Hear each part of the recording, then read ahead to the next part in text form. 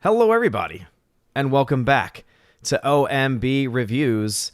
I am the critic who is a cynic. How is everyone doing this evening?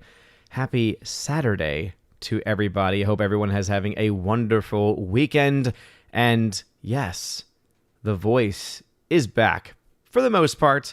It is definitely not at 100%, but it is doing so much better than it was before. So again, thank you all very much for all of your kind words, all of your well wishes during this time, and I really do appreciate it. But I do also, of course, want to welcome you all to episode 306 of the Welcome to Asgard podcast, and hopefully I will be able to keep up with posting this as a podcast after the episode is done. I have my headphones on today just because I literally, as I was sitting down after grabbing my water, saw my intro, the little mini stinger beforehand going, because the video I was playing is set to be a 5-minute video, and I think I timed it just right, but I didn't realize how perfectly I had actually timed it. And so I thought that I was going to be able just to listen in on some levels before starting, and sure enough, what do you know? I saw it playing. I'm like, well, I guess I gotta hit the go live button right here. I guess I gotta get my camera on. But as you can see, tonight is indeed an open forum, and I, of course, will also be talking a little bit about my plans that I'm going through right now for the season of Advent. For those that are not aware, many of you, of course, already are. I am a devout traditional Catholic, is how I describe myself, and so I'm taking on some traditional Advent practices this year, including fasting, abstinence, Monday, Wednesdays, and Fridays. And it has been so far 1 week into Advent, and it's been wonderful. It's been fantastic. So anyway, before getting further though, please make sure you smash that like button if you're watching over on Odyssey. Light up that fire button as well, as we are multi-streaming all over the place today. And I'll go ahead and take my headphones off, since I don't need to actually check those levels anymore, because everything looks like it's coming through swimmingly. So let's say hello first off to the YouTube fan. We got Snortopoopus Cuber, who says, hello, humans and other quitters. What's going on, Snortopoopus? Glad to have you in the chat. We got Bruce in the chat. Hail to you, good sir. Thank you very much for being here. I appreciate it. It's a short story. Laura, waiting for Nerdrotic. She goes by so many different names. What's going on? Yeah, as is usual on a Saturday evening, there are so many other channels that are going live right now. But as I always say, the one person who always gets a pass in my book is Drunk 3PO, because he is the most gorgeous man on the internet. And also, congratulations to Drunk 3PO, who just passed 50,000 subscribers on YouTube. That is freaking amazing. So again, huge shout out to Drunk 3PO. Anna, that Star Wars girl, she's awesome as well. She right now is actually at the Chris Gore Comic-Con panel, and she's live streaming that, so that's pretty awesome. Shout out to Chris Gore, who has been a member on Friday Night Tights before, and he's a really awesome guy. Would love to talk to him a bit more. And Midnight's Edge After Dark, Tom Mead, of course you all know, he is my movie-loving brother. Even though he is a lot of times wrong on the box office, that's okay. So it's a good panel. But the only one who has an actual pass, of course, is Drunk 3PO, because he's a beautiful man. Stephanie B, what's going on, Stephanie B? She is the general of my Valks. Thank you very much for being here today, as I, of course, also appreciate It's a Short Story Laura being here as one of my mods, and Tina, the Empress of the Universe, who is also one of the Valkyrie. Jace Doe, what is going on? Welcome back. We got Gary Banjo Sandwich Worthington, hail to you. From the UK, as he says. G-Monkey76, hail to you. Alex McCarthy, what's going on, good sir? Says, howdy, Odin, how's it going? How's Thor? I watched RIPD and sprained my ankle. Let the jokes begin. Well, I don't even think I need to say the joke, because I think it just kind of speaks for itself. I think that whole statement, it just works so perfectly that there's nothing else I need to add to it. You watched RIPD and you sprained your ankle. I think that says all that needs to be said about that movie and about your opinion of said movie. Keck44, what is going on? Welcome back to the chat. Glad to have you here. There is Tina. Thank you for being here. But yes, it is open forum. So anything specifically movie, box office related, it can be other off-topic things, obviously, with it being open forum. But I do ask it not to be too crazy off of the mark. Try and keep it at least pop culture related. And of course, also there are certain things that I just cannot address because of my own full-time job as well. So there might be sometimes, hasn't happened a lot, but there might be times where I say, I can't really talk about it, or I can't really answer that question. But Tina is here. We got Forever Sci-Fi. What's going on, Forever Sci-Fi? Thank you very much for being in the chat. You are awesome. Let's see. We got Father Christopher Miller. Hail to you, Father. He is the chaplain of the channel. We got Jesus Rosado. What is going on, Jesus? Glad to see you here. We got Rob D in the chat. Hail, Rob D. Thank you very much for being here. Mr. Grant Gregory, there he is. What's going on, good sir? Welcome back. Glad to have you back, good sir. Thank you for being here. And I'm glad that you said my friend, because that, of course, can only remind me of thank you for being my friend. And hopefully if Dolores Ed is in the chat, it is once again stuck in his mind for that entire... for the entire rest of the day, as it was last time he was on for the Chosen stream. Let's see. NPC Bucks, that's JKD Buck 76 watching on D Live. What's going on? Thank you for supporting the D Live fam. We got Kara Tharp, who is, of course, a supporter over at Locals, but is also a member on the channel. Thank you for being here tonight. We also have Cacao and Cookies Minion. Welcome to you, good sir. Thank you very much. Coliseum Builders. What's going on, Coliseum? Welcome back here. JKD Buck, thank you, good sir. I appreciate that. Definitely sounds a lot better than what it was. If you listened at all to not this week's Friday Night Tights, but the week before, oh man, it was complete and utter trash. It was complete and utter trash. So there's Cacao. Thank you for being here, good sir. Crisco coming in with the tag and the question saying, any thoughts on the upcoming West Side Story remake? It's getting lots of praise from the critics, but to me, it looks like a competent yet completely unnecessary redo. Yeah, and I think that's basically where I fall on it. I'm not saying it's going to be bad or that it is bad or that it even looks bad.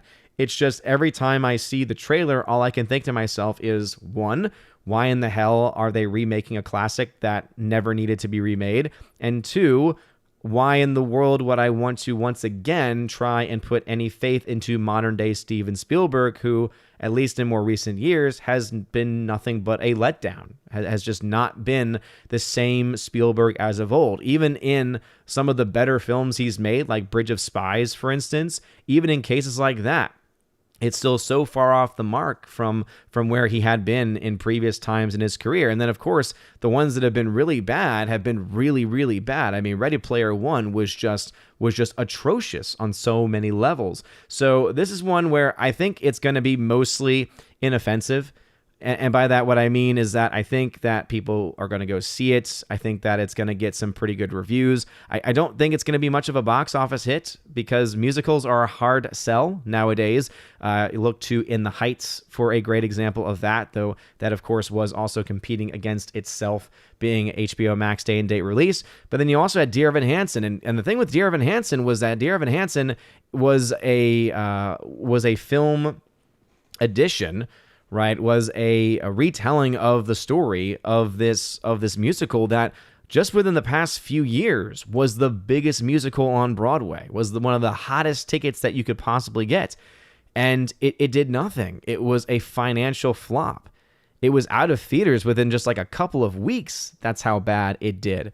So I don't know if musicals are really going to be able to really do much of anything in today's world and in today's market. You know, the only argument that can really be made is the fact that it's a well-known property, that it's a well-known entity. But again, it goes back to what you had just said earlier too, right? No one was asking for it. It just seems completely unnecessary on so many different levels. Let's see. Rob D says, "Hello, Odin. What are Baby Thor and Freya getting for Christmas?" Baby Thor's getting a few things. I mean, that's kind of, a given, and I won't go into details because I don't want him to find out about them until later. And then the same, of course, goes for Freya as well. But me and Freya have always been more of a events versus gifts. So, we're a lot more practical when it comes to that. So normally if there's something that becomes a need for one of us and it happens to be during the season, we will kind of jump on that and say, oh, well, I'll just go ahead and do this for you for Christmas. But since you may need it now, you can have access to it now, kind of thing. So, yeah, that's basically what we have going on so far. I got sunglasses because of the time change that happened recently. The way in which I leave, the time that I leave in the morning and the time that I get back, especially after picking baby Thor up from daycare, is I'm driving directly into the sun. And especially while I'm approaching my own house, it's very dangerous because there's this hill and it's very hard with my current sunglasses to see anything. And so it's very dangerous just because there's literally moments where if someone were to walk in front of my car, I would never have known. Because of how bad the light is. And so she talked to her brother-in-law, or rather my brother-in-law, her brother, who is an expert on these matters, and so got me some, I think they're called Costas, I think is the brand name, and he swears by them, especially for, having to deal with direct and harsh sun. So I haven't been able to try them out yet because today was really my first day on the road since they came in, and it was all overcast. So haven't had a much chance of doing that. Let's see. Gary Banjo Sandwich says, hello from the UK, off with a case of the coof. That was not what I asked for from Santa. Well, again, hope that you're okay. Obviously, the chances of you coming out of it are incredibly high. But at the same time, I do still hope and pray that your symptoms are mild and that you are able to get through it quickly, more so that you can get back into real life. Because Lord knows that right now to have it and to be around people who have it, let alone if you're one of those persons that's living in Australia. I don't know if y'all have seen those videos of the woman who was in a camp for 2 weeks just for having been near someone that was positive, even though that she tested negative several times. It's a crazy world we're living in today. It is a truly insane world that we are living in today. So I definitely hope that that is not what you have to go through. Let's see. Laura has to say, saw Kenneth Branagh's Belfast. Beautiful film. Strongly recommend. Yeah, I've heard great things about it. I'm a pretty big Kenneth Branagh fan as far as just I think he's a really talented filmmaker. He makes a lot of really good films. And, obviously he's not perfect, but he's made a lot of really good films. And Belfast has been one that I've heard just so many great things. And I want to say it is still playing in my local theater district, or rather in my local, the local theaters near me. But as I've always said, it's hard to always be able to find that extra bit of time to go, because of, baby Thor, and because of spending time with of course, wanting to spend time with my wife and having the full-time job and everything. So it becomes a lot trickier, but it's definitely on my list of things to see. The beautiful thing is that we've got this last week of school before exams, and once that happens, my ability to go see movies opens up a lot, especially even during exam week itself, because of the fact that baby Thor is at daycare. So it allows me to be able to see at least a movie, maybe even two, on certain days during that time. So I'm very much looking forward to that. And because a lot of these theaters are seeing a little bit more traffic than usual because of the holiday season, it looks like they're starting to extend their times just a little bit more, which helps me out a lot, because the earlier the show time, the earlier that first show time is, it means the better chance I have of doing a double feature, which I love doing when I can, especially since I know it's hard for me to go to the theater anyway. So Belfast is at the top of my list, though, Laura. And as you know, and as anyone who's been watching the channel knows for a long time, I take Laura's word very seriously. She was the reason why I didn't end up seeing The Last Duel. And hey, it turns out that I was in a huge majority of people that also did not go to see The Last Duel. Maybe not for the reasons that were laid out to me by Laura that made me not want to go see it, specifically a certain grape scene being shown several times over for no reason whatsoever. And really, again, I find that to be completely untasteful. But yeah, anyway, she is someone that I very much trust as far as movie opinions are concerned. It's almost like if you were to have a scale and you were to have, trustworthy movie opinions versus non-trustworthy, the very bottom of that list is Alex McCarthy. And I love Alex McCarthy. You know, he is an Asgardian through and through. He is a part of the heart and soul of this channel. He has been here for a very, very long time, but he also is consistently terrible and garbage in his movie opinions. And so again, consistent bottom there. While closer to the top would be, of course, Laura, the modern major general of the story. And I would say the only person that would be just a little bit further up than that would, of course, be Tina, the Empress of the Universe, just because she is a movie encyclopedia. And when she recommends something, she is normally pretty much on the mark. I will say there's only been, I think, one film, and she knows the film that I'm talking about, that we had a very vehement disagreement over. And again, I think that has to do more with taste than anything else. I still actually have not finished that film featured on a boat. If you were forgetting the film that I was talking about, Tina, it was the film on the boat that I was not that into. Cal, what's going on there? Callum Cannon, what's going on? What's going on? Biford Hobbit, what's going on, good sir? Fredo got fired from CNN. Yes, he did. Yes, he did. And yet it is not even. There's Tina. She gets it. Tina's like, oh, I know exactly what you're talking about, and don't even bring it up. Well, I did. But I also had a compliment in there as well, Tina. So I'd focus more on that than anything else. But yes, and CNN, though, going back to your comment, Biffer, yeah, and yet CNN is still the exact same. They haven't changed. Coliseum says, do you think people will go en masse to West Side Story? No, I don't. Kind of for the reasons why I laid out earlier. Musicals are a hard sell. Spielberg is not as consistently solid as he once was, and it is a film that not a lot of people are asking for. Now, is that me saying it's going to lose money? No. Is that me saying it's going to flop? No. But I don't see, there aren't a lot of metrics at this point to really point to it being a huge success. Because the only argument I think that anyone could really make would be, oh, well, they're clearly gearing it towards the Hispanic community and maybe it'll do really well with them. The issue is that, well, Disney's latest Encanto was also directed towards the Hispanic community, and it's doing next to nothing box office wise. So it really is, I think it's a tough sell. And I think it really comes down to it being a musical. Just musicals are a lot tougher to sell. Even classics are a lot tougher to sell in today's world, which is sad because I personally love them. I'm a big fan of musicals. JKD76 says, Spider-Man predictions, will it set records? So it's not going to set all-time records. It's not going to beat Endgame. That I think I can say I would be willing to eat crow later on with that statement. That I do not think it's going to beat Endgame.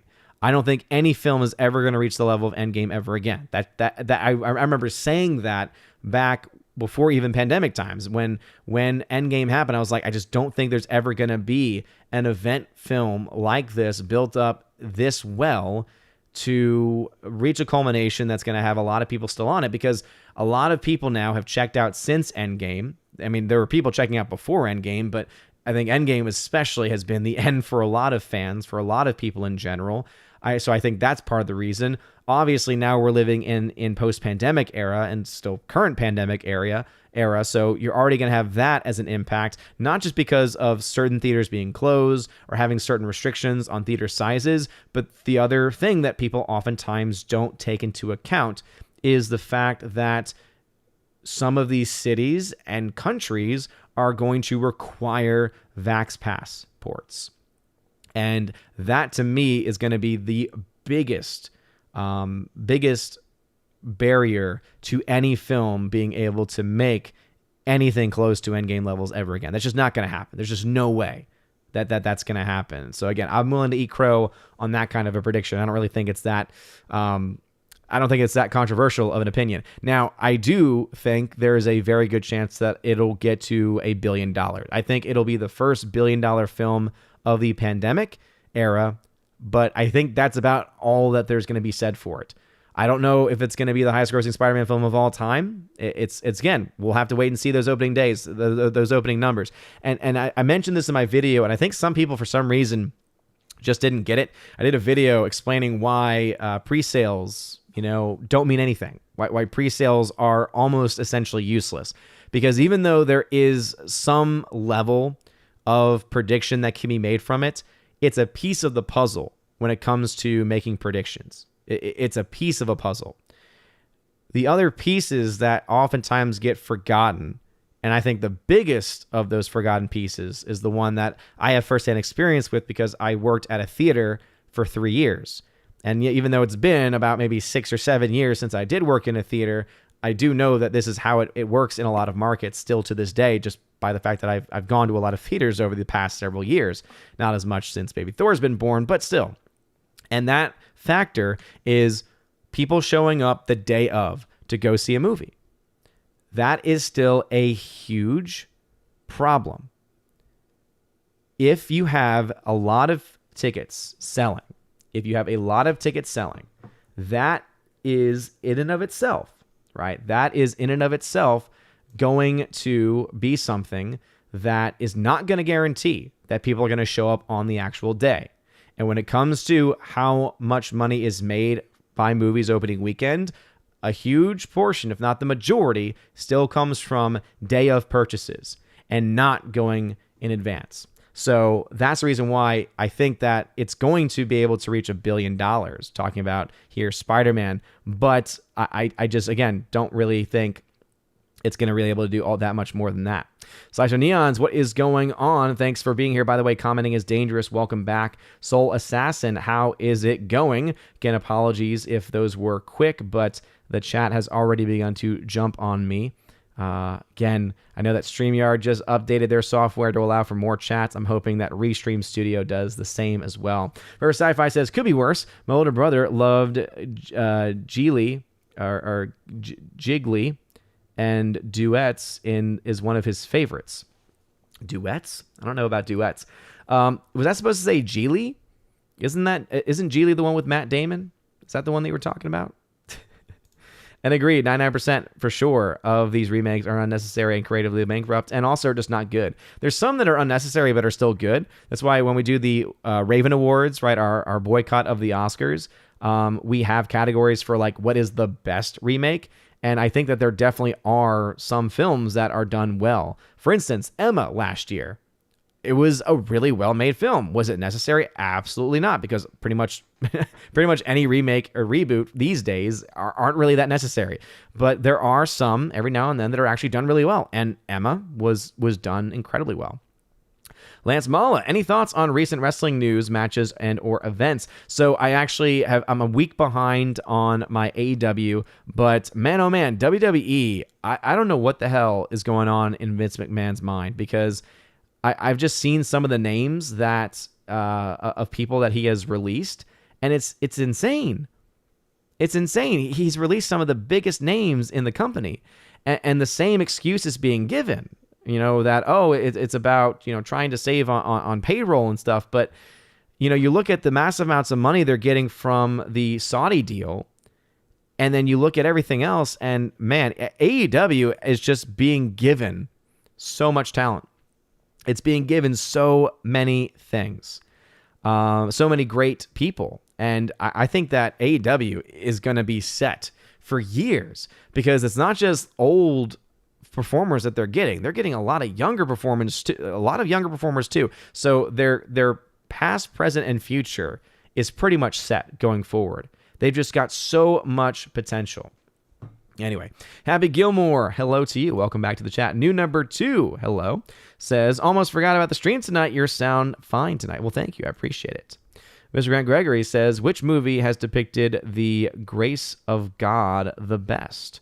Man, I feel like it's kind of a cop out, but I really do feel like, for me, the best faith-based film, specifically that one can watch, from a Catholic perspective, because obviously that's the perspective that I look at things through, is still The Passion of Christ. The Passion of the Christ, I still think very much showcases God's grace the most. And the reason why is because when you just look at what historically Christ would have likely gone through a scourging and through a crucifixion at that time, you just realize the amount of love that Christ has for us, including for us who don't accept him, including for us that don't believe or reject him outright, or who fall into sin or struggle with sin. And that to me is the greatest sign of all. So that would be kind of my go-to answer there, but maybe not in the way that some might expect it to be answered. Jack says that Star Wars Cruiser Hotel was a lull fest. The spaceship from Event Horizon looks more accommodating. Yeah, and it was hilarious last night how on Friday Night Tights they actually took the video down. Now, I will not claim that we were the reason, but I do think that the timing was absolutely perfect for sure. Comedy is Dangerous says, I just got a good pair of Oakleys with black lenses. Nice. Yeah, Oakleys was one of the brands that was recommended, but my brother-in-law swears by Costas. Am I still in spam? Says Awesome One. No, you are not. In fact, I was able to, because I actually emailed you back from that one. I don't know if you got that, but maybe I'm in your spam. But I did respond to yours the first time before you sent the second one. And your prize is now out in the mail. In fact, all of the movies that have been won, that have either been won through giveaways here or on the Discord server for those who are at the Army of Asgard level and above, it is all in the mail. The last one went out in the mail today. So most people have been getting their prizes. If you've not gotten it yet, it should come to you in the next couple of days. There are some that might be getting it in the next 6 days or so, because it's the range of around 6 days for media mail. So be on the lookout. Orange Hair Reviews, what's going on, good sir? Says Ben Lurkin, how are you? Movie talk, eh? I go live right after you discuss Braveheart, or rather to discuss Braveheart. It's a solid film, very solid film. It's a film I haven't watched in a long time though. The ending though, incredibly powerful. I think there's a lot of stuff we can take from that and apply it to our modern day and age.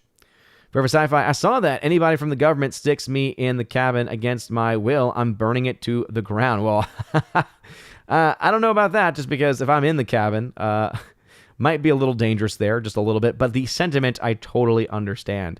The thing is, I think we, and many of us, are willing to fight so that that point doesn't ever actually happen.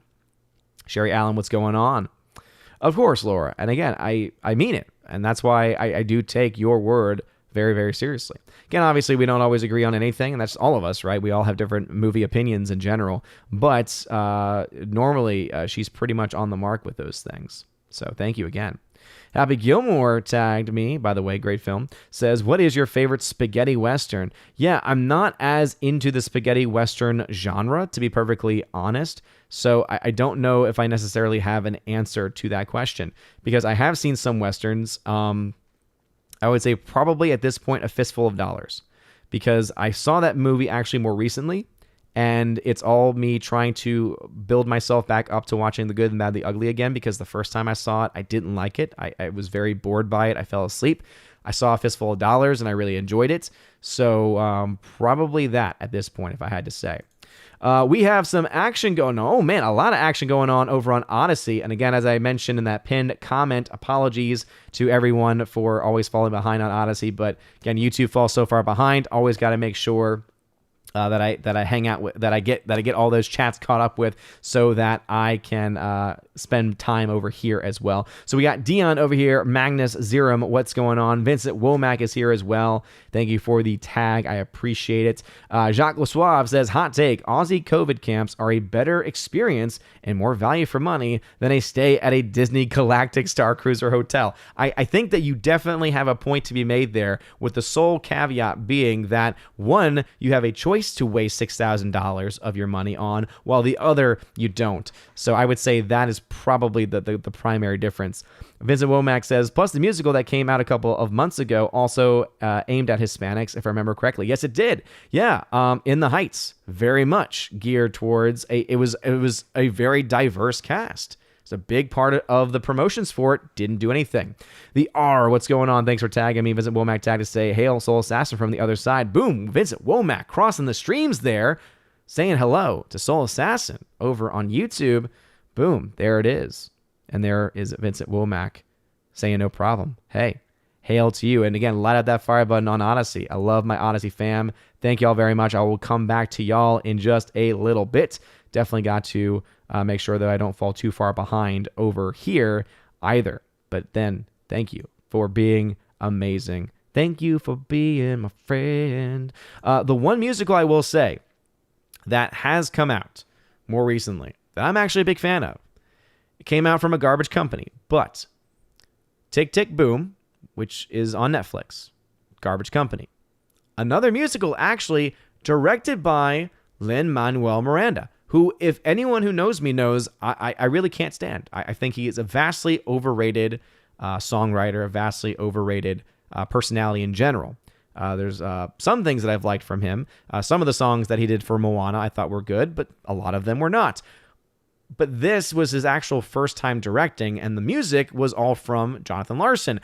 Some people might know that name just because Jonathan Larson was the person that did the musical Rent, and unfortunately died the night of, or rather the night before, Rent's first public performance. Very, very tragic event. He died of an aortic aneurysm, I think is what it was. So again, just out of the blue and just very sad. But Tick, Tick, Boom, Andrew Garfield singing, fantastic. It's fantastic.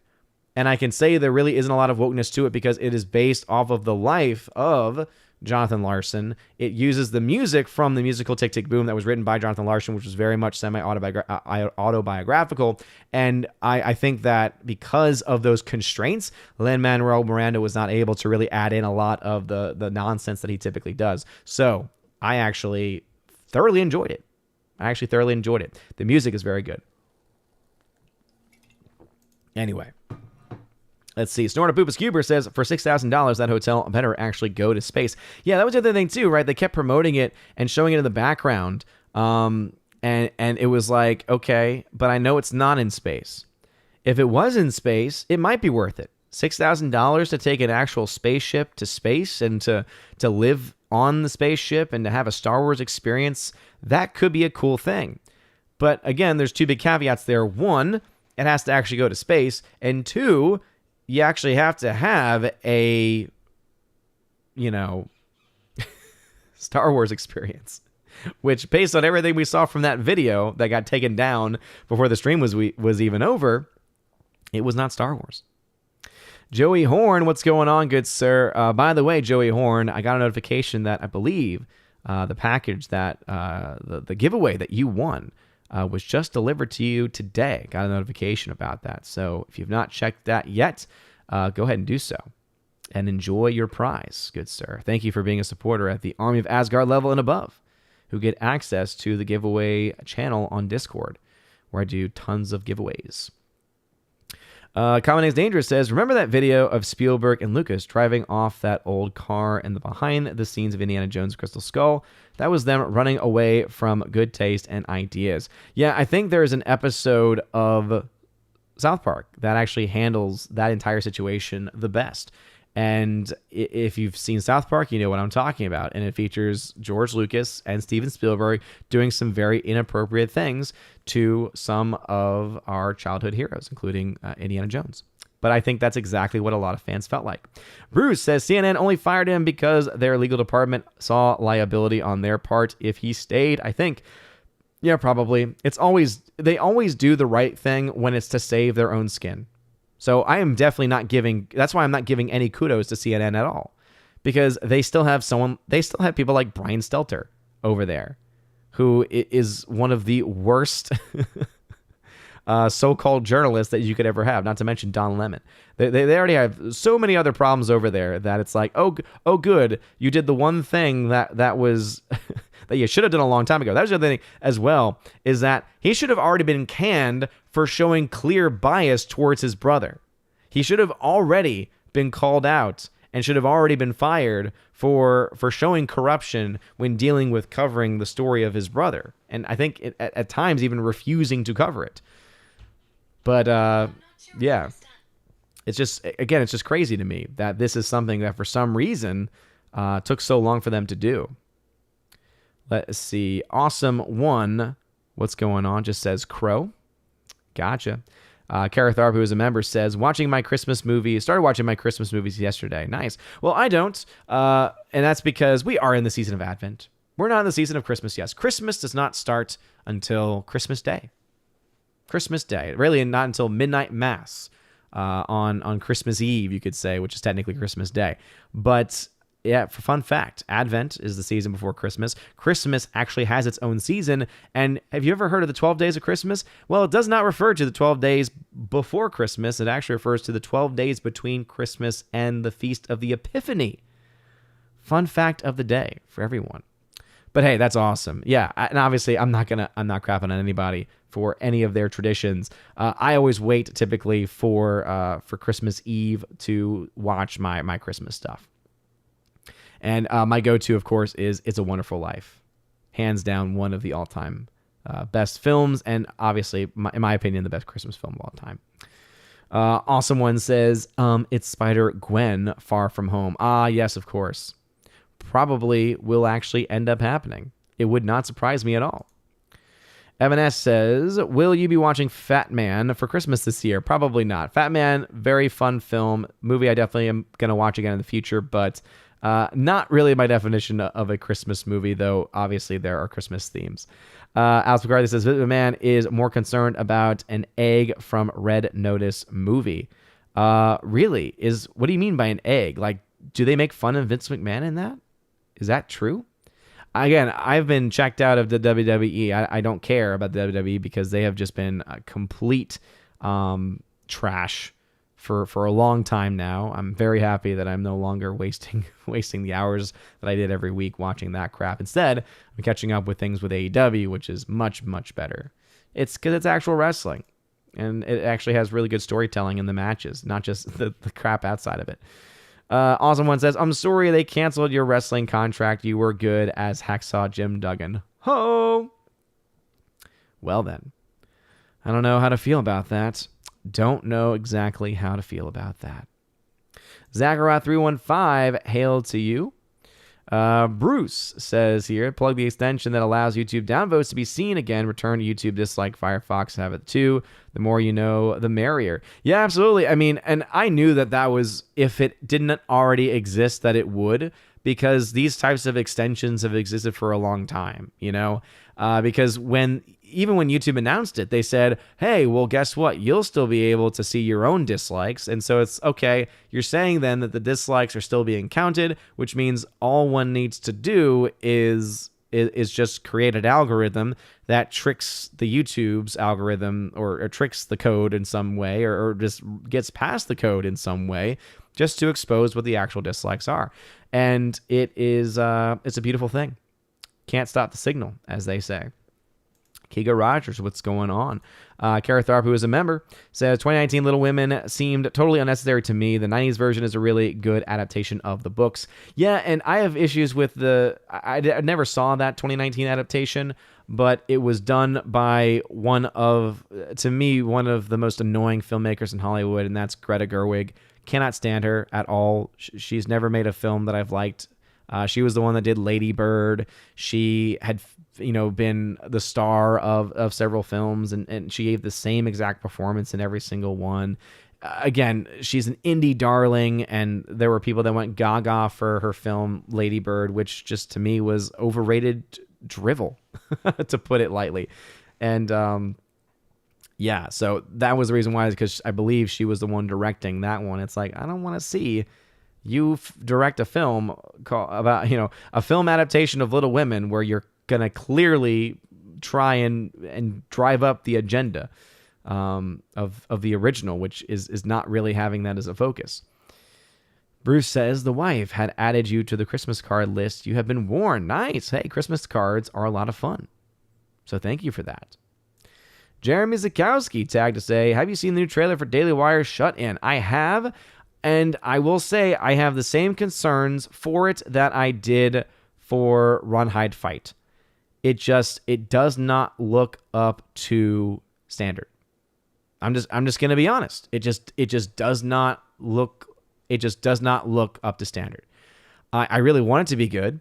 I thought Run, Hide, Fight was definitely not the worst film I'd ever seen, but I ended up giving, I think, like a C or C plus to that film because it had a lot of issues. And that was also a film where they didn't actually, it was not from the beginning their project. I think the way it worked was that they were the distributor of the film. The film had already been made, and then they decided to distribute it, or they had not nearly as much creation or creative input into that one. This one that was shut in, they actually, it's like their first ever actual, like, fully produced from beginning to end a film and project. But yeah, I don't know. The trailer felt off to me. It came across as like a B-level film. It really came across as a B-level film. I'm hoping it's good. I'm hoping it's great. I have access to Daily Wire's subscription service, so when it does go live, I'll be able to watch it and to give a review of it.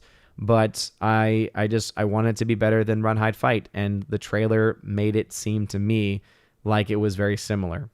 I don't know. And it really comes down to the unfortunate fact, which is that when you have places like this, when you have companies like this that are trying to go against the Hollywood narrative, you are going to be very limited in the type of actors that you can get, which is why, to me, the most exciting projects are the ones that are featuring Gina Carano, because not just because of her being in the projects, but also because of the people that she's going to be bringing in and the people that she's going to be able to work with and is working with, where there's a little bit more of a higher talent level there. And that, again, that is one of the issues that comes in, because imagine you're an actor and you are either in Hollywood, established in Hollywood, you're a member of SAG, and then you go off to do a film with Daily Wire. That's essentially you asking to be blacklisted. So you're only going to get so many types of actors. And obviously there's a ton of talented actors that never get any name recognition just because of the way Hollywood works. But that is, again, that's the concern that I had based just on the trailer. And obviously trailers can only tell us so much, but I have some concerns. Griffin Turbo, what's going on? Kigo Rogers says, it's Latinx, Odin. Get with the times. No. Seeing that the vast minority of Latinos even know what Latino and Latinas even know what the hell that is, I'm going to say nay to that. That's what I'm going to say. I'm going to say nay to that. If even the actual group itself does not attribute or recognize it or even know what the hell it is, then you just know it's completely made up. It is a term and a phrase that was coined and put together by a bunch of white liberal elites, and that has been the nature of white liberal elites for a very long time. It's the same reason why you have the Washington State team, or whatever the hell they're calling themselves now, not the Redskins. It's not because you actually had a huge portion of Native Americans standing up to say, this is offensive. It was a bunch of white liberal elites being offended on their behalf, and then finding members of certain tribes who were also offended, and then leaving it there. You know? Like, it's ridiculous. It really, really is. By the way, speaking of the most beautiful man on the internet, there is Drunk 3PO with the $5 super chat. What's going on? He says, Odin. Thank you, Drunk, man. And congratulations on 50,000 subscribers, bro. Seriously, thank you for being amazing. Yeah, I don't know how the A got in there either. For a second, I was almost offended. But thank you so very much for that love, Drunk 3PO. And again, congratulations on 50K, dude. Freaking awesome, man. Freaking awesome. All right, let me just check something real quick before jumping back over to Odyssey to spend a few moments over with my Odyssey fam, who are, of course, just amazing and beautiful people. Commenting is Dangerous, who is also a member of the channel. Have you ever seen Decalogue? It was the first thing to ever get over a 9.5 rating on IMDb. It is a religious Polish miniseries. I have not. That is interesting, though. Did not know it was the first to actually get that. Oh, man, what's going on? Sage of Rokaseka, what's going on, man? Says, Blessed Advent. Blessed Advent to all. Drop down, ye heaven, dew from above, and may the clouds rain down the just one. Amen, brother. Amen. First week of Advent. I hope your first week of Advent has been wonderful, has been fantastic. Mine has been pretty solid. It's been pretty great. Obviously, could be better, but for me at least, as far as what the spiritual practices that I'm trying to adopt. But overall, pretty good start. And yeah, for those that don't know, for this Advent, I'm taking on some of the more traditional Advent practices that have not been around in the church for a very, very long time for I think very sad reasons. And they include things like on Monday, Wednesdays, and Fridays, which some of y'all saw the other night on Friday Night Tights because I had my meatless pizza. But on Monday, Wednesday, Fridays, I'm fasting and also abstaining from meat as well. So it's a part of the, again, very small sacrifice. When everything comes down to it, it's a very, very small sacrifice, but it's one that I think is incredibly important in today's world. We really need more fasting and more abstaining from the things that we really enjoy. And so for me, of course, meat is a big part of my diet. But yeah, this week has actually been pretty good. It went pretty well.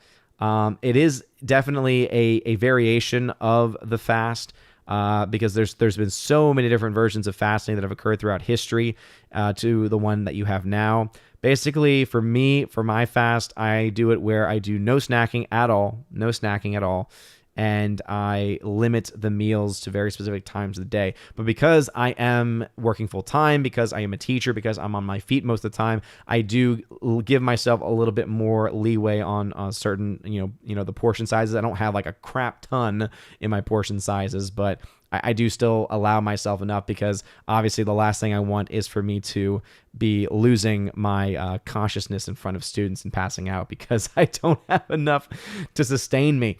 But it's been a wonderful beginning to the Advent. And of course, I've been diving into a lot of spiritual reading as well. In fact, one I was just reading earlier that I wanted to share. I am a big fan of Father Chad Ripperger. If no one's ever heard of him before, he's actually an exorcist.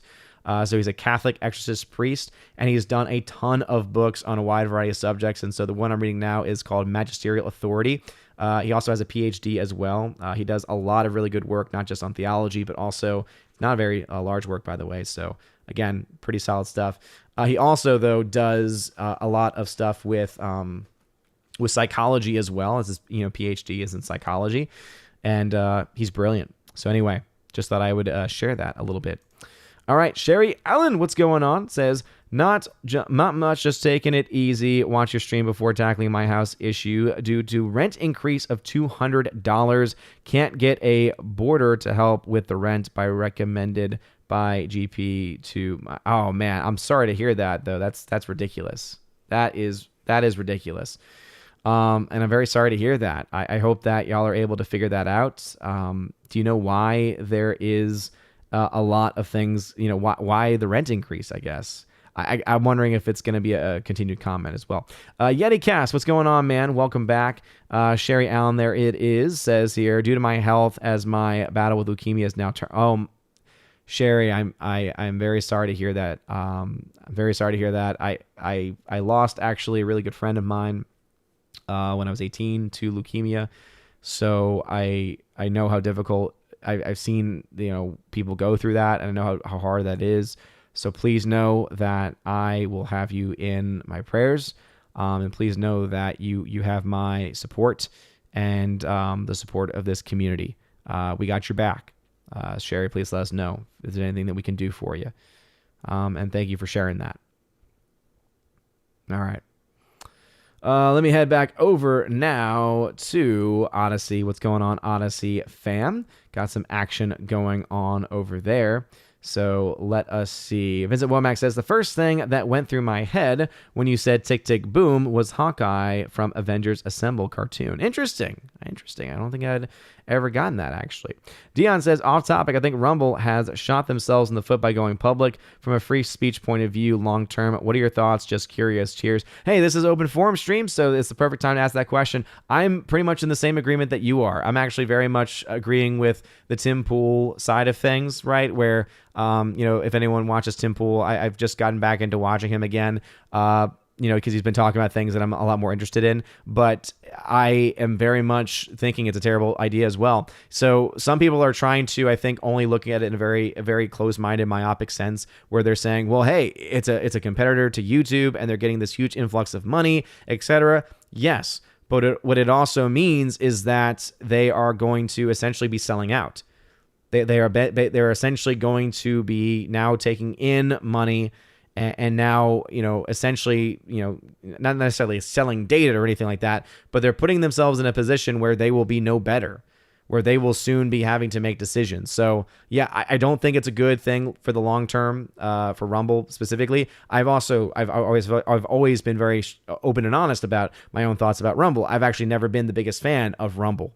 I only recently started uploading my videos there again to try and give it another shot, since now them and locals are tied together. I was like, okay, well, maybe things will get a little bit better. But still, the same issues that I had with Rumble before are still there. They haven't fixed them, which is why I'm much more invested in Odyssey, because to me, Odyssey is a lot more transparent. It's based off of blockchain technology. It is decentralized. And so to me, it's trustworthy. To me, it's incredibly trustworthy. So I'm going to much more rather put my time and attention into trying to build up Odyssey, give them recommendations, try and help them build their platform, than have anything to do with Rumble, to be perfectly honest. Excuse me. Not to mention, Rumble is very clearly a very right-wing conservative focus group, whereas with Odyssey, you have everything. Right, it is just so much more going on Odyssey in general. So that's just my own opinion there. Vincent Womack says, and when the comment section goes, we can return to using Dissenter. Exactly, absolutely, yeah. Gab has, of course, Dissenter as being a part of it as well, and it is a very good thing, I think, for that to exist. And it's already been created. It's already there, right? It's very, very important. Let's see. The Right News, what's going on over on Odyssey, says, love seeing you here on Odyssey streaming. Well, thank you very much. Yeah, dude, I've been streaming over here for a while now, and I'm glad to see that things have seemed to even out just a little bit as far as things coming through okay. I think that when I was coming through before, I was using, OBS directly, and I think the signal was just too much data for Odyssey's servers to be able to handle. So it looks like since I've started to use the actual Restream Studio to stream directly there instead, it's worked a little bit better. So I'm glad to see that has been the case. But yeah, man, it's been great. And it looks like I'm starting to grow a little Odyssey family as well, which is also always fantastic. Vincent Womack says, protein shakes as a backup. Yeah, I mean, I could do protein shakes, I guess.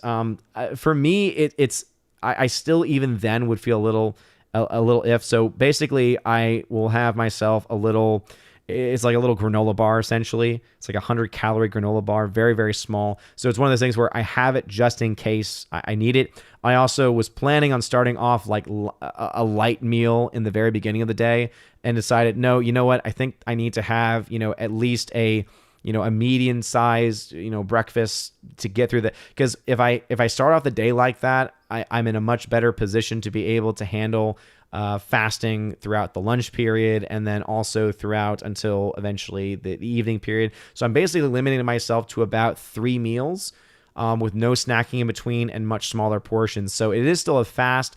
It's definitely not near where the traditional fast of Advent were, originally, but just adding that and the abstinence from meat as well. Again, these are things I don't have to do, right? There's no legal obligation here from church law on this. So for me, it's more of I'm building myself up to hopefully being able to take on some of the more rigorous practices. Womack then says, was Avengers Earth Mightiest Heroes where that reference was from? Gotcha. Cool.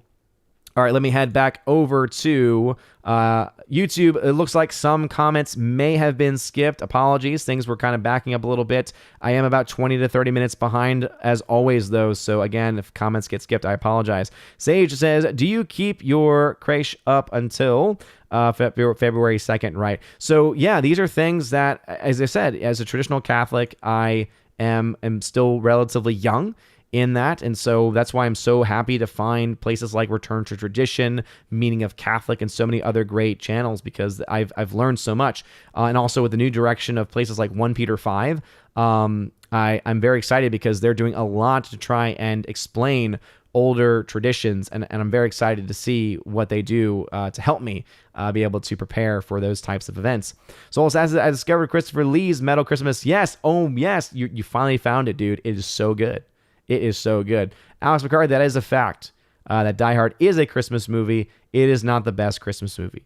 It is a Christmas movie. It is not necessarily the best. Let's see. It's a short story. Laura says, in my universe, a Christmas movie needs Santa, Frosty, Rudolph, or Jesus. Hey, I think that there's a lot of truth to be had there, but I think that we can all argue that It's a Wonderful Life has an angel at the very least. I mean, come on. There's definitely some, it's a Christmas movie. Come on. It's got like elements. It's got like pieces of the criteria that you have. Let's see. Pewmonger is in the chat. Hail to you. Sage has this to say, Daily Wire equals conservative pure flicks. That's basically what, dude, I think that might be the best way to describe it. I think that is absolutely the best way to describe it. Yeah, that is how it is coming across. And I know that some might say, oh, that might be a little harsh there, but it's true. Like, that is kind of the level and quality as far as the actors are concerned that the films have had up to this point. And again, I hope that I'm wrong. I hope that the trailer for this newest film that they have doesn't do it justice, and that we get ourselves some really good films from them. Because I fully support them. I fully support what they're doing. But anyway, it's the Family Yunsby sent a lemon. Thank you for the lemon donation. I appreciate it. There is the super chat from Drunk 3PO. Thank you very much, Drunk, again, for stopping by. Again, congrats on the 50K. Evan S. says, a book that I'm reading during this season is Peace Not As the World Gives by Father Lassance. Is a good during this time of year for Christ's gift to us in peace. Dude, anything with Father Lassance is great. Obviously, I'm a big fan of the Father Lassance Missal. Also, I have the Father Lassance, it's called My Prayer Book. I use that a lot. And yeah, for spiritual reading, I am using, so I do Liturgy of the Home. Great website, great group. Liturgy of the Home, they have these breakdowns for every day with readings for the saints and for the other days of the year as well. And so that's been pretty cool to use. And then also there is a book called Divine Intimacy, which has a lot of really good reflections in there. And then I had just picked up a year with the Church Fathers. And so every day there's 365 different Church Fathers, the quotes from the Church Fathers. They're not based on seasons, sadly. They're kind of in a logical order. So they recommend going just, day by day. Godspell reference there, day by day. And that's another movie reference, actually. But it is, I think, still a really cool process. And the way in which the days are set really do kind of flow together. So I've been using that as my spiritual reading. And one of the things I'm trying to add into my spiritual practice is try to add one of the hours from the Divine Office into the routine. And then, of course, also to get an actual daily rosary going as well. I had a lot of luck this week to be able to have it during certain days, but it's still something that I'm struggling with. Also, one says, I lived in D.C. for 4 years. Not once was there a complaint about a name that honors natives. Nope. Yeah, and well, here's the thing. By Washington, remember, it's Washington State. It's Washington State, but yes, I see what you mean there. Rob D says, I think it would be better or best for Daily Wire to advertise their movies with their brand name and stories for now. They probably don't have the money for big name actors and special. Well, that's why I think what they have with Gina Carano is the most potential, I think, because of just her name recognition and some of the other actors that they're working with. But it is, I think, very it's a very good point, though, that I think that they do need to try and specialize, right? I think that they should try and do the best films that they can and not try and do too much early on. I think because here's the thing, remember, you can make an incredible movie for very little money, right? There's a reason why independent film has been very powerful, and you can get unknown actors, right? Who have not been discovered, who have not gotten a lot of attention, but you need to have the right people along the way. And whether that is just having a good casting director or just having a good producer who understands the industry. Again, and I'm not saying they don't have that. It's just based on what I've seen so far. They have a little ways to go. Punkwaddle, what's going on, bruh? Welcome. Awesome One says, fish pizza. No, I'd rather just have plain cheese pizza. Fish pizza just sounds disgusting. Fish fries, on the other hand, frying up some fish. So if there's one thing that I miss about New Orleans, and there is not a lot, especially with how crazy the mayor down there has been with lockdowns and mandates, it is the fish fries during the Lenten season. Orange Hat says, for my limited knowledge of Catholic doctrine and exorcisms, the priest being a psychologist is actually a plus, as they have one determine if a person of sound mind and not crazy. Absolutely. I mean, any exorcist that actually, you don't just choose to become an exorcist. I mean, it is not for everyone. And so that's why I love Father Ripperger, because he kind of goes into all of these different elements. And so it's not a, like, oh, look how glamorous it is, or look at all the good I do. It's a, hey, no, this is not for the faint of heart. This is real. And he also, of course, as a psychologist, is able to break down the plethora of cases that are not actual possession as well, which I think is a very important thing, because that's the other misconception too, is that some people think that they that the church is just perpetuating this as myth and trying to use this in wake of mental illness. But that's actually not the case at all. I mean, most exorcists will even admit that maybe 1 or 2 people a year that they deal with are actually possessed, whereas the vast majority are either mentally ill, and if they have a psychiatrist, a psychology background, they can actually even diagnose that and get them the proper help that they need, or that there's something else going on. So yeah, I think that it's something that is incredibly important. So that's why, again, if you've ever not seen the work of Father Ripperger, I really highly recommend. If that's a topic that interests you, highly recommend. He's also sound on topics of tradition, magisterial authority, the authority of tradition as well. He's someone that I want to buy a set of his books and send to Father Christopher Miller, because I am set on Father becoming a traditional Latin Mass priest. As the chaplain of OMB Reviews, I expect him to be able to offer the low Mass whenever he visits. Help me get a home altar set up, and then have Father come by to visit, offer low Mass. Father Chad Ripperger might be the way, if he's watching. I know that sometimes Father has masses right now. Anyway, Sherry Allen, again, no, thank you so very much, because I know you're always in the chat too. So again, please let us know anything that we can do to help out. Thank you for sharing that as well. Let us see here. A lot of people showing a lot of love to Sherry. I love seeing that. She says rent increase is due to property market increase. Gotcha. Yeah, because I know there have been some places that have been impacted because of the moratorium on evictions and stuff, and so I was just checking to make sure it wasn't something like that. But still, again, I'm so sorry to hear that happening. Kyler Van Camp, what's going on, dude? What's going on? I hope you're still watching, because I know that you and others, typically when y'all come in, you think that I'm going to see it right away, but you sometimes forget, oh Lord, okay. So it looks like we have some spam going on in the chat. So Valks, be on the lookout, especially for it right now. Yeah, we got bots coming in. I remember seeing this on Friday Night Tights as well. Let me go ahead and take care of this one. So anyway, boom.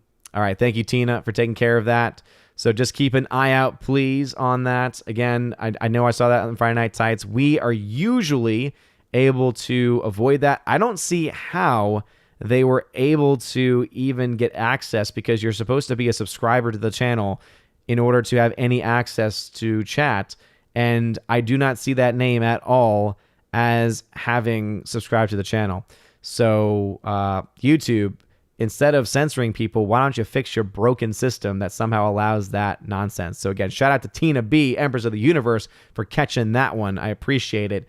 And yeah, just be on the lookout for that, because I know that it was happening during last night's stream. But anyway, Kyler Van Camp, hopefully you're still listening, dude. He says, I may not be watching anymore, but wanted to let you know I have long hair finally. Also, Charles made it into West Point and is there right now. Dude, that is awesome. That is so freaking awesome.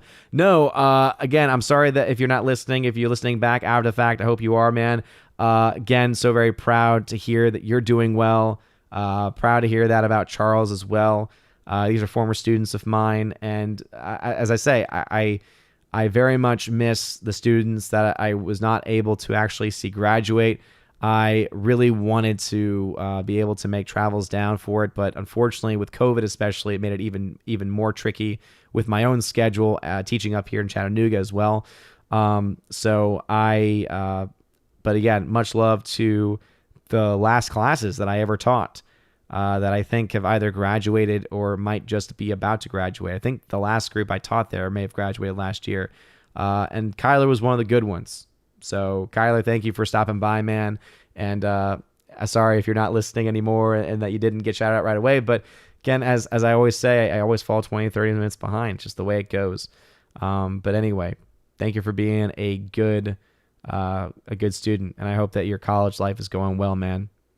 Be smart. Be responsible, keep up your grades, and if you get to talk to Charles, please let him know that I send my well wishes, and I will be praying for him especially as he goes on. Let's see, Pew says, have you seen Midnight Mass on Netflix? I felt it was one of the most mature and thoughtful approach to Catholicism I've seen depicted on film. I haven't, and you say that, but I also know that there is a sense of... I'm pretty sure there is a sense of the demonic with that show, and I do not I do not ever. I'm not one that's normal to, because there's been a couple films that I've seen, for instance, the traditional Exorcist film, but I tend to avoid those types of movies and those types of shows, because the old adage goes, and this is something that has been affirmed by countless exorcists in the church, is you never want to even leave a door cracked open, because if there's a door cracked open, something can come in. So I've avoided that like the plague for that very reason. Kyler, okay, you're still listening. Good luck on finals, bro. Good luck on finals, man. You got this. You got this. We're about to enter our last week of school before exams, so thank you very much, Kyler, for stopping by, man. All right. Let's see. Still behind in the chat as always. So I'm trying to find where the current chats are. Will Gentry, what's going on, man? Over here on YouTube. Thank you for being here. Just Joe 47, hail to you. Glad to have you here as well. Let's see. Forever Sci-Fi, who's a member, says, Charlie Brown is on point for Christmas special. There's a reason it's been treasured for so long. Absolutely. Not to mention, Linus actually gives a great speech about the meaning of Christmas, dealing with the birth of Christ. Keeps the Christ in Christmas. And I was listening to a really great, it was a great homily or a great video where, we always talk about keeping Christ in Christmas. How about we keep Advent in Advent? We kind of just skip over it. And it gets earlier and earlier every year, right? The Christmas music starts playing earlier and earlier every year. And it's like, it's not even that Christmas is getting railroaded. Advent has just taken a back seat. And Advent has ancient origins in the church. You can find in the first few centuries of the church, Advent being celebrated. So it's about as ancient as Christmas itself, as Lent itself. Though, of course, we can find direct correlations with Lent and Easter, even into Scripture. But Advent is still also very much an ancient tradition, an ancient practice. And it's just sad that it does not get the attention that it so rightfully deserves. Yes, Joey Horn, absolutely agree. Father Sans is absolutely solid. Yes, Miss Martin Muses. I love my Father Sans missile. It is so solid. 1945 missile, and I really do. I just, obviously we're dealing with a lot of things in in the church right now, a lot of chaos, a lot of struggles going on in the church for sure. But I think that one of the things that I would really love to see would be some type of either allowance or some major change in the church that allowed for a celebration of the 45 missile. Because there aren't too many changes, except for Holy Week, of course. But there's just certain elements. Just the fact that there is that extra Confiteor before receiving the Eucharist that I think is just, it's so perfectly timed. It's so perfectly placed. And it's things like that have just gotten lost. That's not even talking about the mess that is the Novus Ordo. But yeah, I would love to see and be able to attend a pre 55 mass / church community, even just to experience that Holy Week. But yeah, a lot of love for Frau Lasance among my Trad Cat community. God, it's amazing. I got so many different communities here. Right? I got my Trad Cat community here in Asgard. Of course, there is the hardcore movie fan base as well. And that's why I love these open forums, because sometimes we have a lot of these different discussions. All right, let me head back over to Odyssey to see what has been going on over there. Let's see. Vincent Womack says, Jay's donation reminds me of the Vikings with Kirk Douglas and Tony Curtis. Have you seen it? I have not seen it. Sounds like a show. Or rather, sounds like a movie the way you described it. Vincent Womack then says, speaking of hair, when you did start shaving it 2 to 3 weeks ago, I watched old Perry Chan videos and you didn't have a shiny head at the time. Yeah, it's only been about a year or so, I think. It's only been about a year or so since I actually started shaving it consistently. Yeah, I decided to do it because I have a light spot up here. So when I have full hair, if you were to see me with full hair, you would see I have a light spot up here. And then, of course, I just have a large forehead in general. I decided, hey, I'm going to try shaving it just to see, how it feels and everything. And haven't gone back. It's so easy to maintain. And overall, I like it. Overall, it's a fun look for me, at least. I like it. Jacques Lesuave tagged to say, did you see the video of the Orthodox Greek priest that yelled at the Pope, calling him a heretic? So I haven't seen the video itself, but I've seen the post several times on social media. And and again, it's not that surprising. I will say, he's an Orthodox priest, so he is a part of a group that is still in schism. So it doesn't hold really as much weight to it, because he doesn't really... He doesn't believe or accept the authority of the Pope as being a member of the Orthodox. But I think the sentiment, nonetheless, is, I think, still very powerful. I think it's still a very powerful statement, because here's the thing when it comes to heresy. I can think a lot of things about some of the things that the Pope has said and taught, but until a future Pope or a council has been called and used the authority that only they have to declare such a matter, it remains merely a matter of theological opinion and discussion. And so that's why I will not come out to say that specifically. Do I think that there could be a time in the future where certain things are declared heretical? I think there is a chance. And I pray that that the Pope recants or clarifies. And again, notice the language there, recants or clarifies, if there really is a mistranslation or misunderstanding, those teachings that have been very much, or the statements that he's made that's caused so much confusion within the church. But yeah, we are so used to that instant gratification, right? Like, we're so used to things happening right away. But if you look to the history of the church, I mean, look to the schism that people don't talk about nearly as much, right? The Western Schism, when you had like 3 popes, that was a very confusing time for the church, and it took years. It took years for people to figure that out. In fact, we have saints who were backing people that were later declared anti-popes. So, yeah, I mean, it's just something where, we want answers now. We want there to be a decision now. And this is the trap that I fall into as well. Like, I'm all about like, hey, look, we need to we need to figure this out now, because in the end, right, it is practical for us to do so, because I just think about the amount of souls being lost because of comments and because of decisions being made by the current pontificate. But with that being said, I'm merely I'm a part of the theologian class. So I'm in the realm of theological opinion. And so nothing I say has any magisterial weight to it whatsoever. No weight to it whatsoever. And the only options are for us to allow for God's providence, allow for the correction to occur, because it will, because God will not allow his church to fall into error.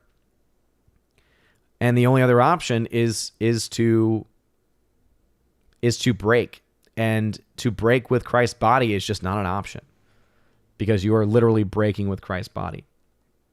Anyway, Visit Womack says it's a good movie from 1958, talking there about the Vikings. Interesting.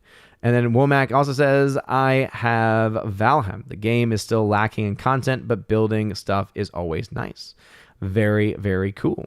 All right, let me head back over to YouTube. Hopefully comments have not been skipped. I don't think they have, because I think this was the next question that I had in my list. Wait a minute. No, it was skipped. Anyway, the question was how many doctors, I think. It was how many doctors do we have in the church? I don't know the exact number of doctors, to be perfectly honest. It's not many. Not many have received the title of Doctor of the Church.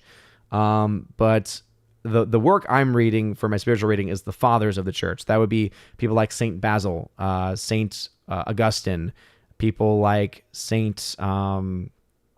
there's a couple of other early church fathers that I've read. So again, there've only been a few church fathers in these early days that I have started while reading this, because it goes through this. It's an order, but it's not a very concise order. But yeah, so I don't know the exact number that they have there. All right, the Cheese Factor, what's going on? Welcome back. Glad to have you here. Keely Chow in the chat. What's going on, Keely? Thank you for being here. Appreciate it. Miss Martin Muses says, Father is a great priest. Amen. Father Christopher Miller absolutely is a great priest. And I hope that the comment I made earlier was not indicating otherwise. It's more of he's a great priest, but he could be an even better one. Specifically by learning to celebrate the Usus Antiquior, the Mass of the Ages. And Father, since you're now here, I hope that Masses, and I know that it's not always Masses that you have in the evening on Saturdays, but usually it is. Hope Masses and confessions, anything that you had tonight, I hope they all went well. God bless you. And again, I always pray for you. But I was saying that, Father, needs to start learning the Latin Mass, so that way when he comes to visit, you can offer up the low Mass here, get set up an altar, and you can, whenever you visit, you can offer the low Mass. So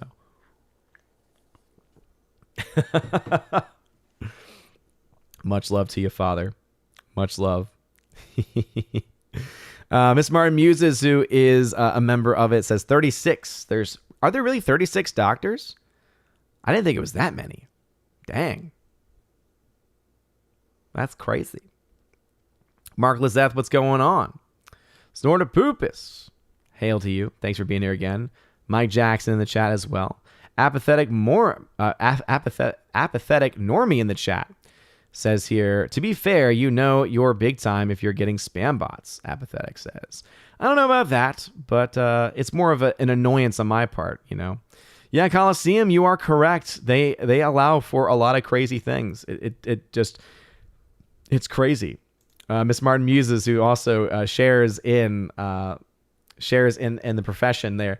Yeah, absolutely. That's awesome. Yeah, I haven't had that. I've had students who have converted, which has been the same thing. It's a beautiful thing. But yeah, I've also been able to help be the confirmation sponsor for a couple of my students as well, which was also pretty special. Kyler, thank you again for stopping by, man. I really do appreciate it. Again, hope everything goes well. Yeah, this is the reason why I've been avoiding it, as Miss Martin Muses has on. Midnight Mass had a priest who was pure evil and demonic. Yep, that is why I have stayed away from it, because I do not do that kind of stuff. Pew says, can't spoil the movie, but it's not what you think it is. It may surprise you. Mike Flanagan, the director, is also raised Catholic. No, I know Mike Flanagan, and I know his work, but this right here, I think, is very much the reason why I'm choosing to avoid it. Ms. Marmuses tricked them by sneaking vampire blood into the communion chalice. Yeah, again, that is very much part of the demonic, so not my thing. Hardwick, I already talked about that earlier, but welcome to the chat. Appreciate it. Will Gentry says he saw some advent calendars in his local supermarket. Nice. That is pretty great. And Ms. Marmuse is absolutely right. Christmas, a lot more fun. A lot more fun with Advent as a part of it, for sure. Let's see. Evan S. says, God rest ye merry gentlemen, and Carol of the Bells are the best Christmas carols. Very nice. Very, very nice. And I agree. Those are very nice. Alice McCarthy says, the one thing that doesn't get a lot of attention, Festivus. Oh, yes, it does. Come on. Festivus gets more attention than Advent. Come on now. Come on now. You know this, Alice McCarthy. And I think that most people, even my trad cats, you would admit that Festivus from Seinfeld, Festivus for the rest of us, that gets more attention than Advent does.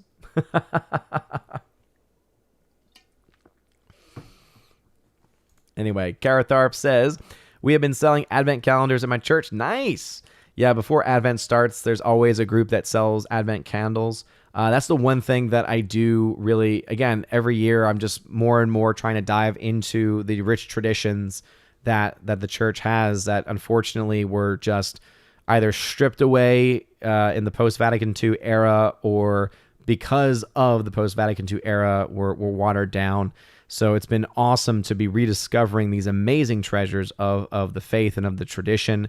And I can't wait. So like things like not just the Advent wreath and calendar, which of course have been around, for a long time and have not gone away, but things like the Jesse tree, right, which don't get nearly as much discussion, I think. And wanting to actually embrace those types of traditions a lot more. Let's see. JKDBox86 says, the network bosses hated Charlie Brown Christmas because it was melancholy and low key. Of course they did. Why would they enjoy something that actually respects the source material, as one could say?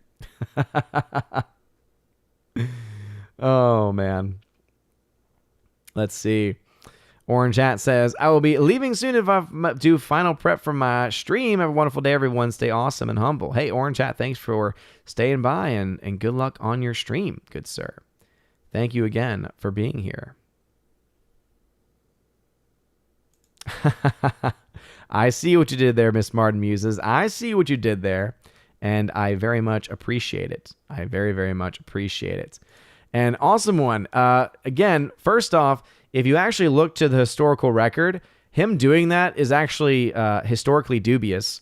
Again, it's what's been reported, and it's what everyone's been taught for years, but that actually happening historically is very much still, at least in question, at the very least.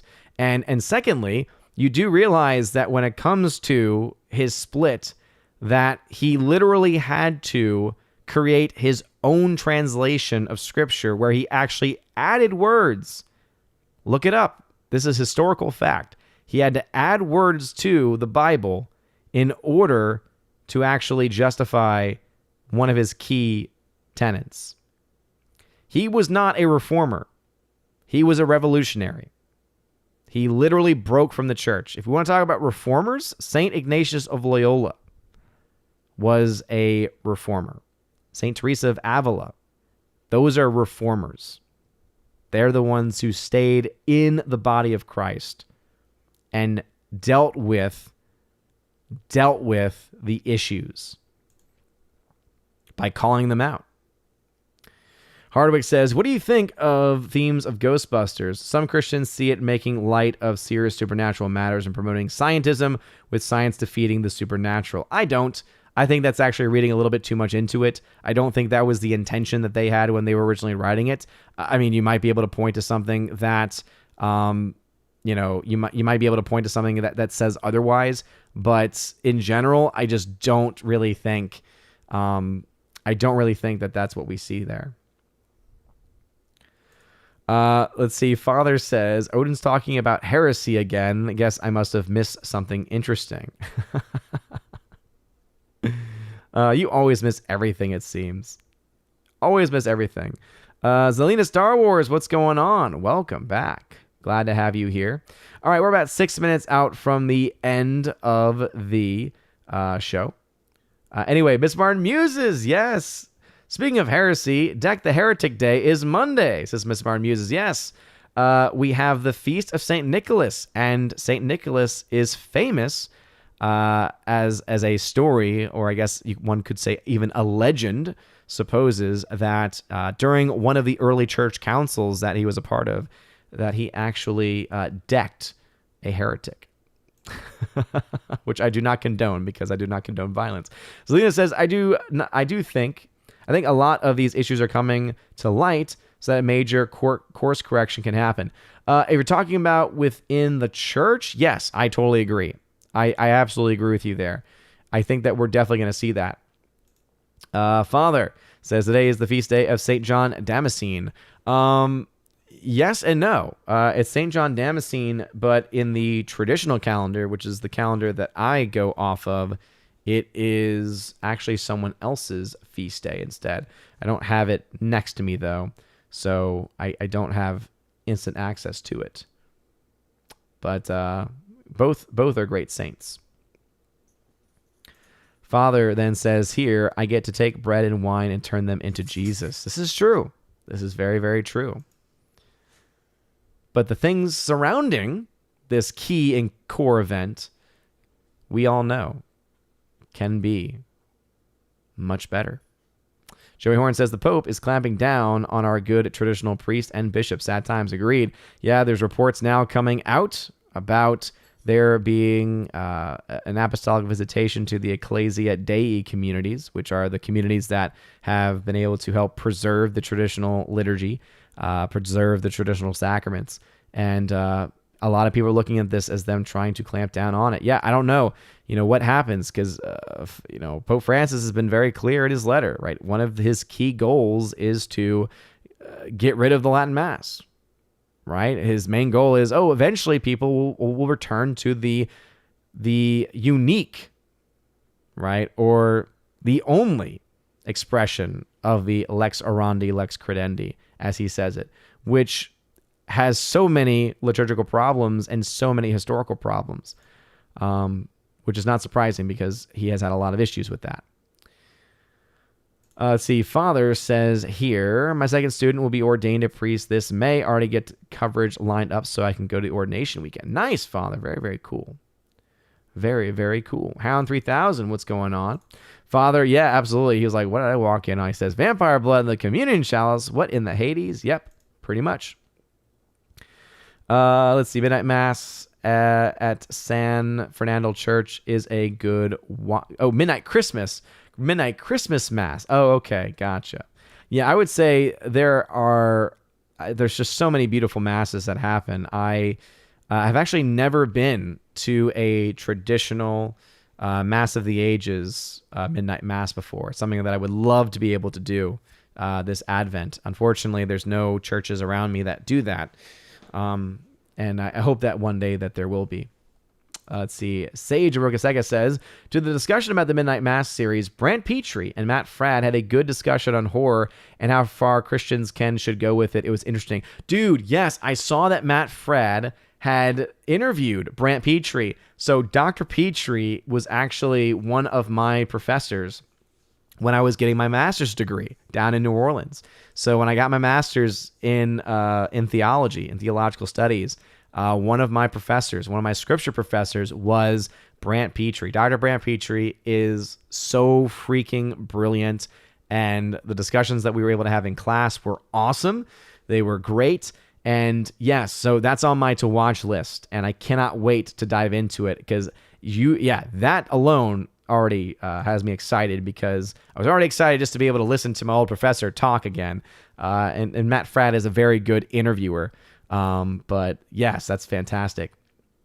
Harwick says, Rand Paul always makes a list of complaints about the government. Yes, he does. Yes, that's one of the things I look forward to. I found out about it actually last year, that he did that on Festivus. And I was like, okay, now I have at least something to look forward to on this made-up holiday. Rowdy says St. Patrick's Day, I feel, does not get enough attention from the film perspective. When was the last time we got a St. Patrick's Day film? Well, here, that's just the thing, too, is that St. Patrick's Day in general, unfortunately, just does not get the respect that it deserves. Again, one of the things that's always frustrated me about St. Patrick's Day is whenever people are like, oh, it's St. Patty's Day, and oh, I'm going to wear green and get drunk. It's like, no, it's a great Saints feast day today, and we can celebrate, right? The point of it's called a feast day for a reason, right? To have a feast, to have a celebration, but you always got to have and remember the reason for the season. All right, over back on Odyssey. This will probably be my last round over on Odyssey before finishing up on YouTube before ending the stream. So just wanted to make sure that y'all knew that. So let's see. Vincent Womack says, the last one wasn't yours. Oh, yes, you're right. You were tagging Dion. My bad. Vincent says, in the United States, at least, I live in a Catholic country, and Advent is in stores early November. This is very true. There are, again, very strong contingents of Catholic. And that's, again, if there's one thing there, I've mentioned this several times before. The thing I miss most about the city of New Orleans is my old parish, St. Patrick's, because they are a traditional parish. Last year, in fact, they actually offered the entire Easter Triduum in the traditional rite, which, again, is just amazing. And I miss it so terribly, because as much as I really appreciate my pastor here in my area and my church here, it's just so far from where that parish is. So that's even why I last year spent the Easter Vigil Mass in New Orleans, because of the way travel worked last year, because of the way our trips worked out last year. Actually, I ended up being in a position where I drove actually like 5 hours from Pensacola just to go into New Orleans to see my family for a little bit, but mostly the primary reason was so that I could actually go to the Easter Vigil there. That's how important the liturgical life is for me. But yeah, you're right. The R says, for decades, I have never thought about Advent as an important season. Only recently have I studied more about the church. I think the church simply doesn't give the place it deserves. No, you're right. And obviously this is something that even dates before Vatican II. Vatican II was like the final nail in the coffin for how serious things have been taken in certain liturgical seasons and liturgical rites, etc. But yeah, it's been really cool just to find out the history of Advent. I never knew that for centuries there was a season of fasting and abstinence attached to the season of Advent. That it was something very common amongst a lot of not just places in the history of the church, but also amongst some great saints as well. So I just have been loving learning so much more about these things. And then Visit Woman says, on Reformers, your thoughts on John Knox? Family legend has it we are somehow related. Oh, interesting there. I don't know enough necessarily about John Knox to be able to say anything specific to it. But what I just can say is that when it comes to Reformers, again, when we're talking about Protestant reformers, reformer is really not the right word for it, because they did not really reform anything. To reform the church, right, would be to fix the errors that were existing, right, the abuses that were existing, but to still be within the body of Christ. What they did was they revolted. They revolted and left. And in the case of people like Luther, they just made stuff up. They literally made stuff up whole cloth. And again, go ahead and do your own research on this.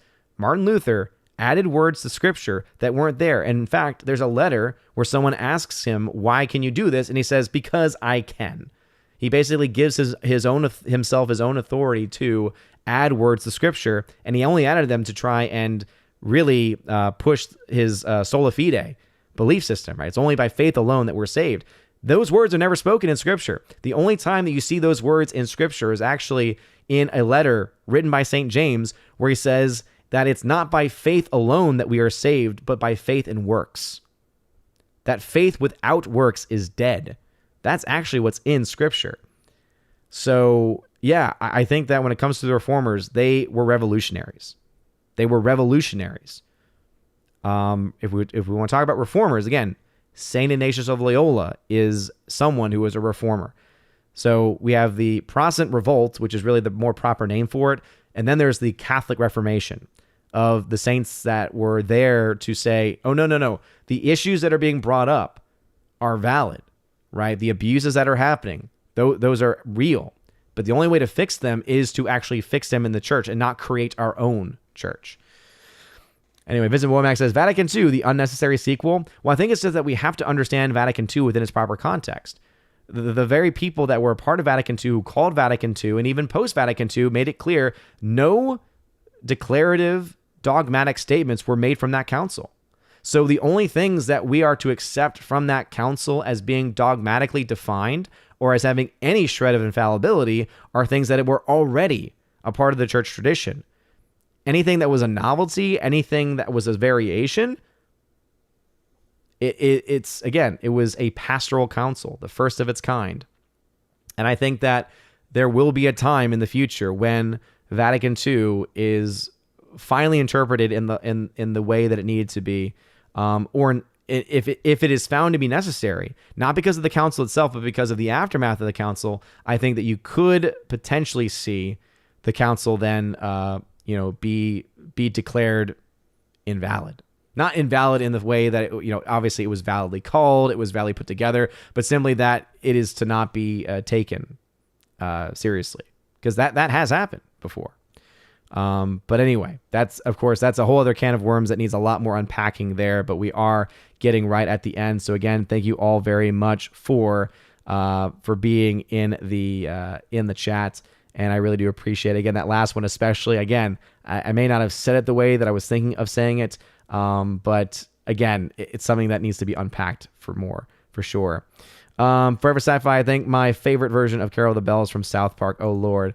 Father says, I'm more of a Bellarmine Borromeo man myself. Well, hey, Bellarmine had a lot of interesting things to say about the papacy. I'll just leave it at that. St. Nicholas kept his pimp hand strong. Oh, gosh. Yep. Yeah. And you know what? And that kind of shows you, I think, again, you understand where he was coming from, but at the same time, he got the punishment that he probably deserved as well. Let's see. Have I ever read Dracula? Harvick says, I've never read Dracula. Wait, Father is asking Odin for context. Well played. Dang. Yeah, that's a first. Sage Rekaseka says, I screwed it up. It was Sean Fitzpatrick, not Brant Petrie. But yes, he does have a new interview with Dr. Brant. Oh, okay. So his interview with Sean Fitzpatrick's where they talk about that. Okay. Well, now I'm not as excited, but I'm still excited because I get to listen to Dr. Brant Petrie, and I'm excited for that. This is correct, Miss Martin Muses. St. Patrick was not very fun. This is very true. He would probably have a lot to say about a feast being celebrated in his name. Barry Morton, thank you for the $10 super chat. Says, hope you are doing well and have a great Christmas. Hope you have a wonderful Advent and also a very, very good Christmas as well. All right, let's get these last comments. Norda Poopus says here, as somewhat Irish descended polar bear, I must point out that St. Patrick was a Romanized Briton, but nationality wasn't a real big deal back then. Oh, yeah. I know that. A lot of other people don't. But yes, for those that don't know, he was not actually Irish. But he was, of course, the bishop who converted Ireland, which is why he is very much connected very directly to Irish by association, I guess you could say. Yes, Joey Horn, absolutely. Yeah, Luther removed books. On whose authority? His own.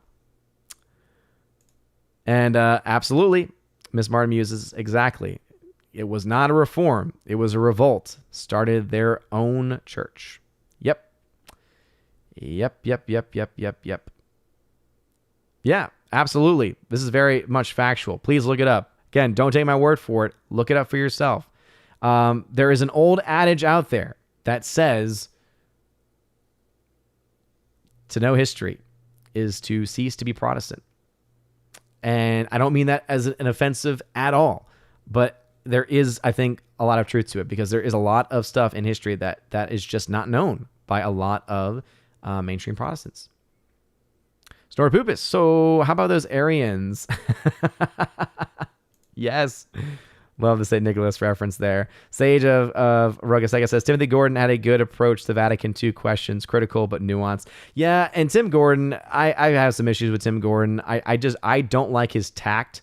He just comes across as very condescending, and I have issues. I've not heard of the Temple of Understanding, but it sounds no, and that is the very antithesis, at least, of Catholicism, and it could never be there. And to that last comment, saying so much for unity in the body of Christ. Oh no, right? There is such a thing, right? As there is perfect unity, and then there is this newer concept known as imperfect unity. But what does it mean to be imperfectly in union? You know, it's like, does that mean that you're a severed limb that's just barely hanging on? Does that mean that you're just a limb that separated itself and then is just sitting next to it? There's just antecedent to it. You know, it's a lot of questions there. What I will say this much to kind of end it on a much more positive note, I do send all the love and prayers to all of my brothers and sisters in Christ. And obviously I know that there are a lot of people here, that are not of the Catholic faith. And so I appreciate you listening to me and also to having these conversations, right? And that's why I really cannot wait for more vacation time to start doing more stuff on the OMB Report channel, because that's where we can really kind of have fuller discussions about these various topics as well, you know? And I think that it's so important for us to have these types of discussions. And that's why I love open forums, because I think it leads to a lot of really good and fun discussions as well. And so anyway, with that all being said, thank you all so very much for being here tonight. It really does mean a lot for you all to be here and to have all the support. And from the bottom of my heart, much love to everyone out there. And of course, a huge shout out to Tina and Steph, the best Valks in the business. And Laura, thank you as well for helping out earlier as well. Thank you to all of the members on the channel, anyone that super chatted, who lit up the fire button over on Odyssey. Seriously, it really does mean a lot. This has been a ton of fun as usual. So again, I hope everyone has and continues to have a wonderful rest of your Advent. And also, of course, that it all leads up to a wonderful Christmas as well. And if you have not started to do anything really for Advent, and you are Christian, I would recommend, hey, try to think about some ways that you could add some fasting or add some abstinence, because as even Christ himself says, there are some demons that cannot be driven out except through prayer and fasting. So even Christ recognized the power of fasting in our world. And I think that if we look to the current state of the church, we need more fasting now than I think ever before. And of course, prayers out to Sherry Allen. Thank you for sharing that with us earlier. Again, please let us know if there's anything that we can do to help. And for everyone else that's also asked for my prayers, which reminds me, please also keep in your prayers Andrew Hoyle. Andrew Hoyle, as you all know, has been a member of the channel for a very long time. All I know is that he's in the hospital. And he's very sick. So please do keep Andrew Hoyle in your prayers, because I think it's so incredibly important that we do, and that we pray for all of those that are especially sick, that are struggling, that are going through difficult times. I know there's been other people that have been a major part of the community that have passed on actually recently too. So again, thank you again for sharing in those prayers. Thank you again for being here. You guys are all amazing and beautiful people. Hope you all have a wonderful rest of your evening. And I finally was able to film the December shout-outs video. And so we'll go ahead and play that. But have a wonderful day, everybody. And as always, God bless.